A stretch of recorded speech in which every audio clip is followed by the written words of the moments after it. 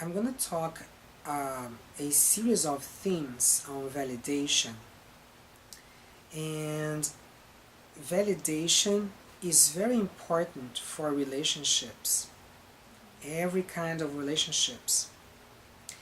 And the Merriam-Webster Online Dictionary says that to validate is to recognize, establish, or illustrate the worthiness or legitimacy of. So when we refer to people, validating someone is showing respect to this person's opinion, to this person's value system, to this person's beliefs, and to this person's difference. So when we validate people, it means that we accept them to be different than us. And being different means that everyone was raised different than us. So people, we might say that everyone has a different culture because everyone had a different upbringing with different values and beliefs. So sometimes in different religions.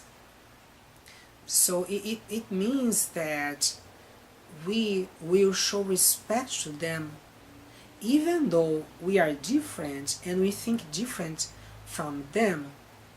So we might see differences in people and we might disagree with some things, but we show respect to them, to their differences, and we know that the same way we were raised with our values and our beliefs, and we think that we are right to think as we think and to have our opinions, people also think that they are right and they want us to show respect to them as we also like to be respected and accepted in our differences. So validation is very important in communication. So when we talk to people, so validation is a kind of a listening skill. So when someone is talking to us and this person is speaking about his or her opinions and values, and then we don't like make fun of this person, or criticize this person, or try to show that this person is wrong. No, we show respect to this person's opinion, to whatever this person is saying. Now this is really beautiful theory, but sometimes it's kind of hard in a practical way, especially when there is some kind of emotional connection with the other person. So I would say that it's easier to validate someone who we are not very connected to this person, but the more connected we are, so let's say people who we work with, our boss, so it starts becoming hard. And then when it's about parents, about our partner, then it's even harder. And why is this hard? And I usually like to speak about the root of problems because all of us have some difficulty validating. Because let's say if I ask you if you like that someone criticizes you, you would say that you don't like. And if I ask you if you like being right, you're gonna say that you like being right. So everyone likes to be right.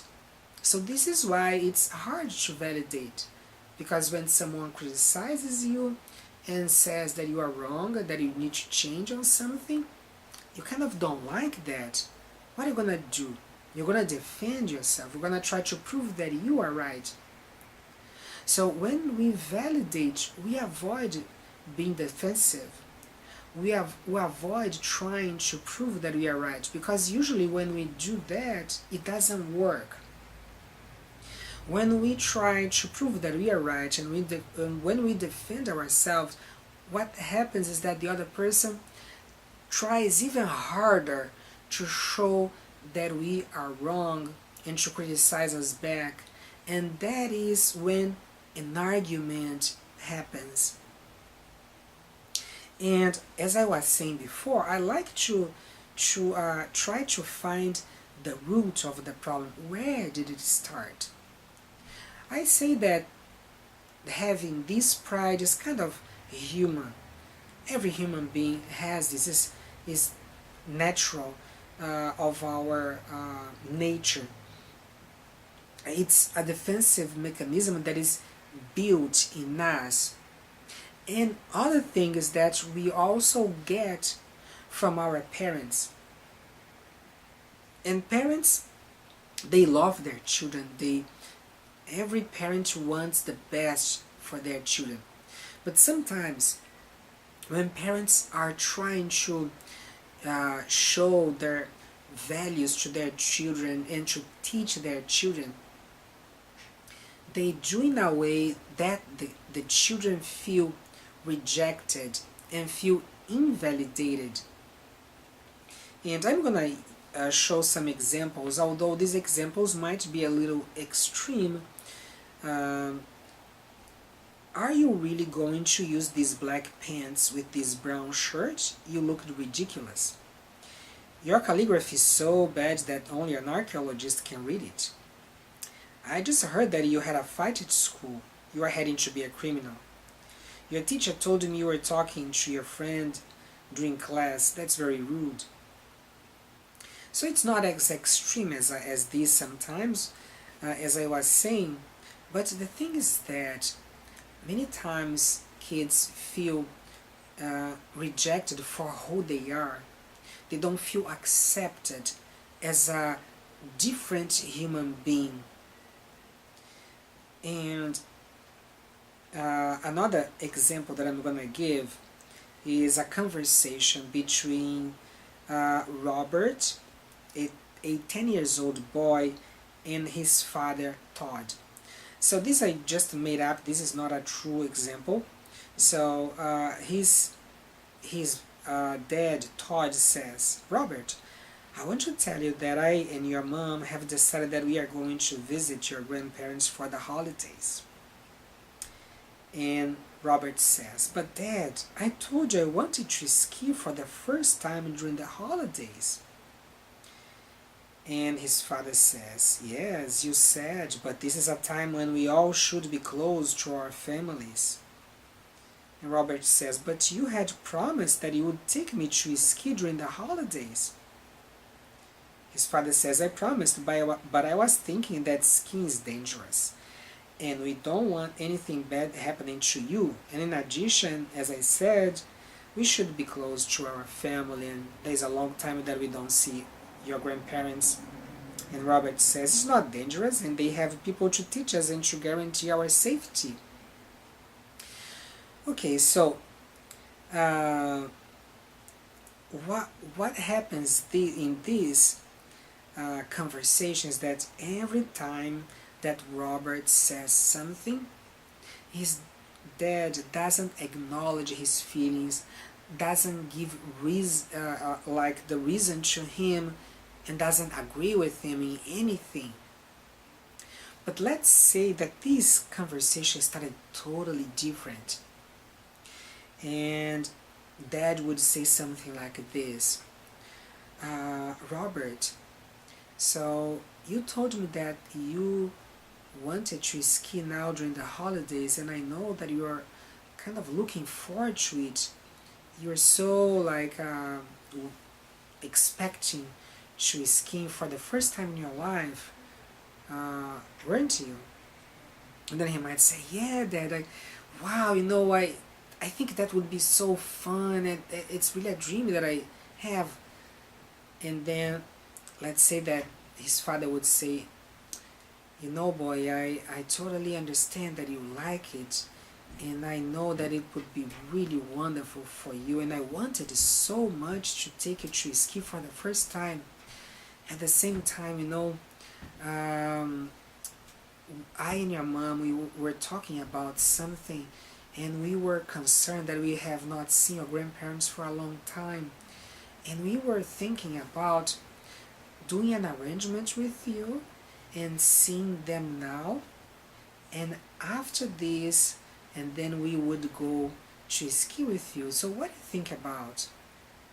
So you see that this conversation would be totally different, because now dad is acknowledging his son's feelings, is not making him wrong for wanting to go ski as before, when he said, well, at this time we should be with family.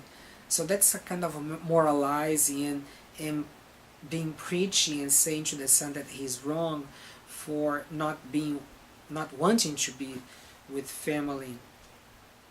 And that is conducive to more resistance and defensiveness. Another example is Janie, a 15 years old girl, and her mom, Denise. So Janie, they are inside the car, and Janie is listening to music in her iPod, and then mom says, would you stop listening to this song? And Jenny says, why? And mom says, I don't like this kind of music. And Jenny responds, what is wrong about this music? This is not the kind of music that respectful people listen to. I don't see anything wrong about this song. In addition, all my friends like this type of music. And mom says, you should not follow the crowd. You need to be yourself. And then Janie says, that means I shouldn't follow you either. And mom says, now you're being sarcastic and disrespectful. And Jenny says, whatever. So you see that it's, again, the same kind of thing. So how mom could have approached this differently? Maybe mom doesn't like that Jenny listens to the music loud. But the thing is that Janie has her musical taste, and mom needs to respect that. But mom could have said, so Janie, I see that you really like this kind of music, don't you? And then she might say, yes mom, I really enjoy this.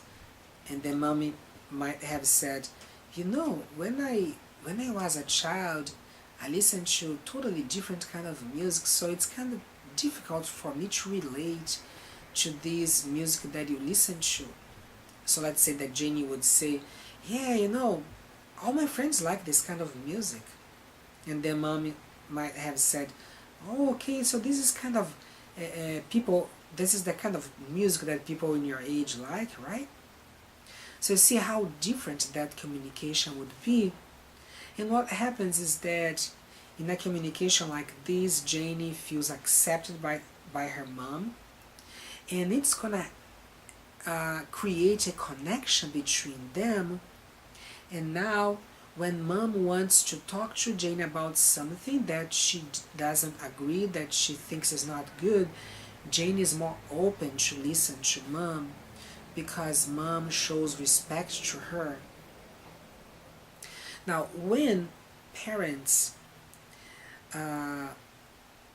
criticize their children and don't have this kind of positive communication with them, so children feel disrespected, they feel hurt, and what happens is that it creates a wound in their self-esteem.